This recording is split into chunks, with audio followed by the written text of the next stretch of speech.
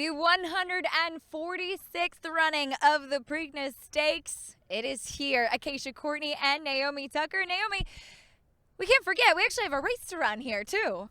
We do indeed, and a field of 10 lining up this Saturday. We've been able to see them train all week. A couple of very good-looking runners in this year's Preakness. I'm excited.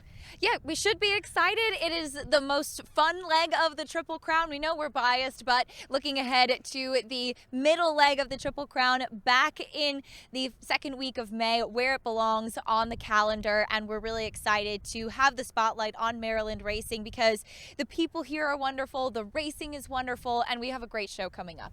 Indeed, and we have plenty of stakes action surrounding the Preakness race as well. Everyone here in Maryland just relishes this race. This is the party. This is the race everyone's looking forward to. Out and out horsemen and women here. I feel lucky to be a part of this racing scene, this mid-Atlantic racing culture that has produced some stellar horses. Unfortunately, no real home contenders in this year's Preakness, but plenty of intriguing storylines. And crab cakes? Vegetarian. Well, we hope that you get some crab cakes too. Naomi will have the non-crab cakes. But as we dive into this Preakness Stakes, a field of 10 going the mile and 3/16, 2 from Bob Baffert, including the horse that crossed the wire first in the Kentucky Derby in Medina Spirit. He wired the field that day. Does he do the same today? He will try for sure, but I don't think that his draw is to his advantage with Concertor being on the outside. You didn't want to quote him, the little horse that could. He was sold for $1,000 as a yearling, is by Protonico, the Aliceba winner. You know, isn't the biggest horse in the field, isn't the flashiest horse in the field, but all heart when going to the front in the Kentucky Derby. Johnny Velasquez masterly guided him to the front and kept him there. Was benefited by the fact that Rock Your World didn't get away. Comes in here wanting to possibly move forward, but Johnny Velasquez did tell me that he's not an out-and-out need the lead type. He can pass other horses, and he might have to do so if Concertor presses from the outside.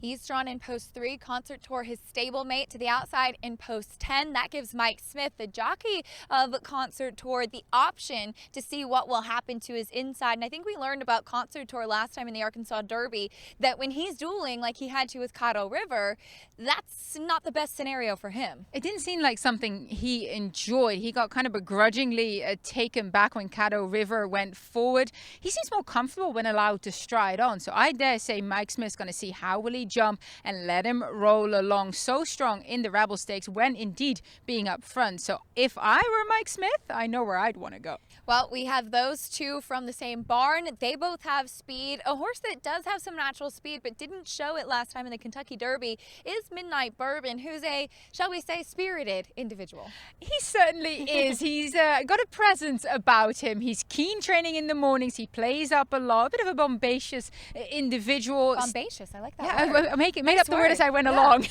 Steve Asmussen actually walked him over himself during the Kentucky Derby pre-antics, because this is a horse that you need to handle him well. You need to make sure you keep a lid on him and have him behaving. But wow, what an impressive individual, very imposing when he gets on course, wants to get on with things, beautiful sort of coat to him, beautiful muscle tone.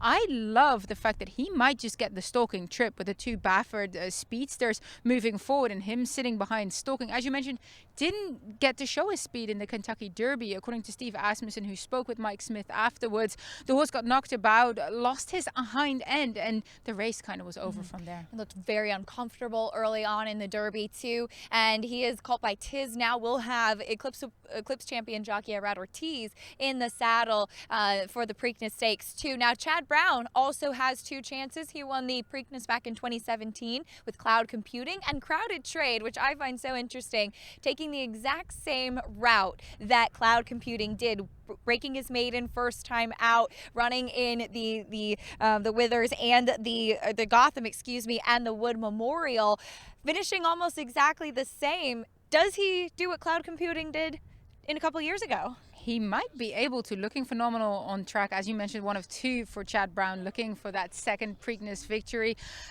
to me, does have to step it up a little bit, but is a wonderful contender for your exotics. Was able to close into a nice pace set up in the Wood Memorial, although it was an intriguing race. We were all kind of wondering who we wanted to take out there, but the way this race seemingly is about to set up with these horses moving to the front, Crowded Trade could be the one that gets the jump on some of the out and out deeper closers in this field. And that's kind of what happened in the Wood Memorial. He kind of hit the front a little bit earlier when we did have Bourbonic closing from really far out of it. But it's going to be a fascinating Preakness. It's going to be a fun one, and I'm sure we're going to be treated to a great show. I certainly hope so. Big shoes to fill from last year when Swiss Skydiver and Authentic so gamely fought it out neck and neck right to the wire. But this year, when the gates open, I want to see where the Baffert trainees are and who's right behind them. We can't wait for the 146th running of the Preakness Stakes. Hope that you'll be watching and betting on this year's edition.